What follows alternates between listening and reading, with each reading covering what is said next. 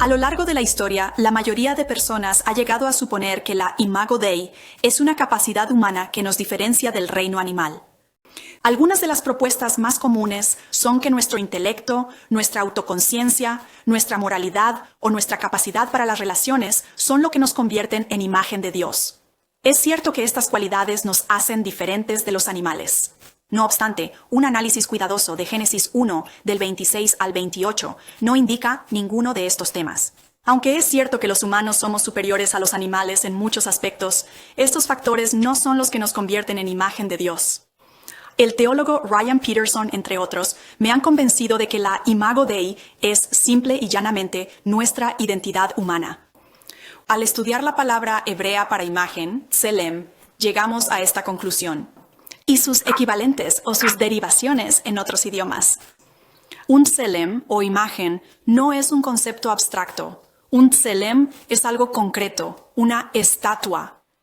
Normalmente el término se refiere al ídolo de una deidad que se encuentra en un templo. Por ejemplo, en Números 33:52, Dios le dice a los israelitas que cuando ellos lleguen a la tierra prometida, deben expulsar a todos los habitantes de la tierra que tienen delante, destruir todas sus imágenes talladas y sus ídolos fundidos, sus tselem, y derribar todos sus lugares altos. De hecho, casi todas las veces que se menciona esta palabra fuera de Génesis, se refiere a ídolos de naciones extranjeras. Es curioso que Dios use la palabra tselem para hablar de los humanos.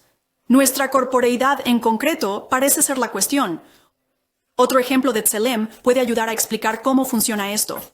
Además de las imágenes de una deidad, las imágenes se usaban para mostrar la soberanía de un rey. Hadad-Yití, rey de Gusana, conquistó un vasto territorio que gobernó en el siglo IX a.C. Dado que no podía estar en todas partes a la vez, estableció una imagen de sí mismo como representación de su soberanía en un área lejana de su palacio. Esa imagen está inscrita con la palabra afín, tselem y demut, o semejanza, ambas utilizadas en el Génesis 1 para describir a la humanidad. Esta estatua es un glosario que nos dice lo que la palabra significaba para las personas de antaño. ¿Qué significa esto para las personas? Según el Génesis 1, los humanos actúan de manera similar a un ídolo en un templo. El ídolo no es Dios, y nosotros tampoco, pero representamos su soberanía. Para lograr esto, solo se necesita existir. No se necesita una habilidad o capacidad especial de nuestra parte. Un bebé o un individuo en estado de coma continúa teniendo un cuerpo físico, y así actúa como un recordatorio del gobierno de Dios. A pesar de ello, nuestra identidad como imagen de Dios conlleva la responsabilidad de gobernar en su representación con autoridad delegada. Eso es explícito en el Génesis 1. Dios dice de los humanos que somos su imagen para que podamos gobernar sobre la creación.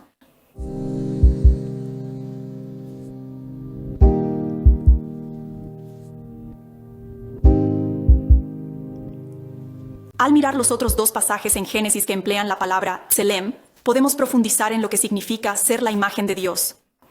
En Génesis 5 descubrimos que ser imagen de Dios implica tener una relación familiar con Él. En Génesis 5, el narrador describe al hijo de Adán, Set, como un ser hecho a su imagen y semejanza. La relación padre-hijo que tienen es análoga a la relación que los humanos tenemos con nuestro Creador, Dios. Aunque somos diferentes de Dios, tenemos un vínculo con Él. Somos parientes de Dios, parte de la familia real de Dios. Esta analogía es útil cuando pensamos en la cuestión de si nuestra condición de imagen de Dios puede perderse. Un hijo no puede perder su estatus como descendencia de sus padres. Y nosotros tampoco podemos perder nuestro estatus de ser hijos de Dios, su familia. Como nuestro estatus no depende de nuestra capacidad, sino de la elección libre de Dios al crearnos, no hay nada que podamos hacer para perderlo, ni tampoco para descalificarnos. Los niños pueden rebelarse contra sus padres, pero nunca pueden deshacer su estatus familiar, nunca pueden revertir el hecho de que nacieron de sus padres. Del mismo modo, los seres humanos nunca podrán anular su estatus de seres creados por Dios. Ser la imagen de Dios significa que pertenecemos a la familia real de Dios. Ya sea que lo reconozcamos o no, y ya sea que estemos abrazando esta identidad o no, tenemos un estatus exaltado, al igual que cada otro ser humano. No solo somos la familia de Dios, sino que somos hermanos y hermanas de cada ser humano, sin importar su capacidad o simpatía. La doctrina del Imago Dei tiene consecuencias significativas para nuestra forma de pensar sobre los que aún no han nacido y los que están al final de su vida.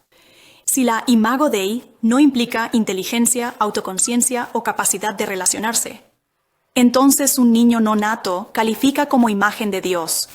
Por el mero hecho de ser creados, de tener un cuerpo, poseemos un valor intrínseco, basado en nuestra identidad como imagen de Dios. Del mismo modo, la pérdida de capacidades no implica pérdida de la imagen. La Imago Dei deja espacio para una variedad infinita de capacidades o limitaciones. La experiencia de limitaciones físicas o mentales, sean temporales o permanentes, no cambia nuestra identidad.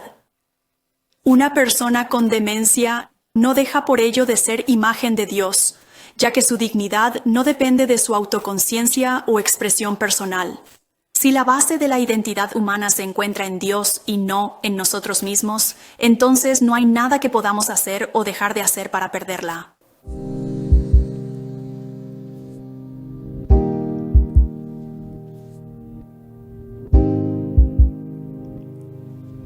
Otro aspecto sorprendente del relato bíblico de la Imago Dei es que incluye tanto a hombres como a mujeres. Génesis 1:26 indica que tanto el hombre como la mujer son imagen de Dios.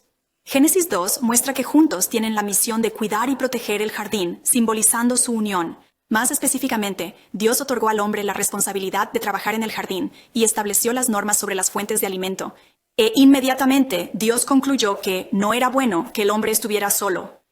La creación de la mujer por parte de Dios fue una respuesta directa a la sensación de incompletud en la creación. El hombre y la mujer están llamados a someter todo lo que se rebela contra el reino de Dios, trabajando en unidad.